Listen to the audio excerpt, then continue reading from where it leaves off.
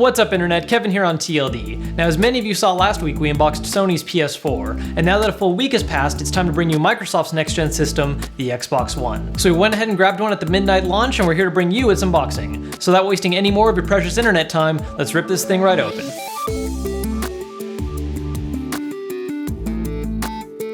So here it is, the Xbox One. By far the more controversial of the two systems thanks to a number of PR disasters and originally unclear DRM protocols. Now you'll notice that our box is black as opposed to the regular retail editions that are normally green, and the reason for this is that this is the day one edition of the system, which were limited by early on pre-orders. A theme you're going to be noticing beginning with this box is this all black, half matte, half gloss design. On the front, we have half a picture of the system and its controller, with one side showing the controller once again, and the other side listing its contents. The back of the day one edition is pretty simplistic, just the Xbox logo and that half matte, half gloss finish again. So finally opening it up, the first thing we see right away is Microsoft's favorite accessory to make everyone adapt to, the Kinect. This one is larger and sturdier though in comparison to the one designed for the 360. Moving a little flap with the Xbox logo, we reveal a lot of the smaller pieces of hardware, starting with the new headset design that has more actual inline controls than the 360 version. Next up is the controller, which as you can see continues this whole part matte, part gloss finish theme. We got a chance to try it out before at E3, and on the whole it's a lot more comfortable than the 360 controller,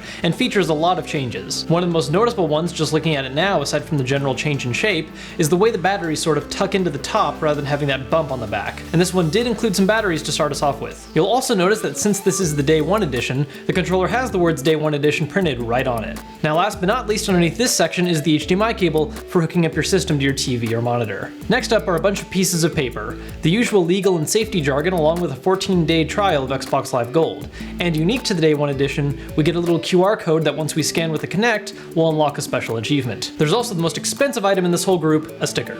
Now hidden underneath that is the system's AC adapter, which once again features the gigantic power brick in the middle which everyone is so fond of. Now that all that's out of the way, we can remove this layer of cardboard and remove some packaging to reveal the reason for this whole video, the Xbox One. This system really shows off the half matte, half gloss theme I mentioned earlier, something that both systems have adopted stylistically this year, which I find interesting considering that all the older systems were either all matte or all gloss. On the front of the system we have the power button concealed as the Xbox logo, with the Blu-ray slot prominently displayed. Now unlike the 360, which was always shown off in tower mode, the Xbox One is really meant to be kept sideways, which you should honestly do with any other system anyways. On its left side we have a USB 3.0 port, as well as the syncing button for setting up new or borrowed controllers. Moving to the back we have a plethora of ports. Going from left to right we have the power port, HDMI out for hooking up to your TV, optical audio out for alternative audio setups like surround sound, HDMI in if you want to set the system up with your cable box or other video sources, two more USB 3.0 ports, the port for the Kinect, IR out for remote controls, and the Ethernet port. Aesthetically, the system is definitely on the simplistic side. Also, there are way more vents than any of the 360 models had, featuring them on the top, sides, and back of the system. Microsoft definitely wanted to try and keep things cool considering how things have gone in the past with brand new system launches. So there you have it, the Xbox One.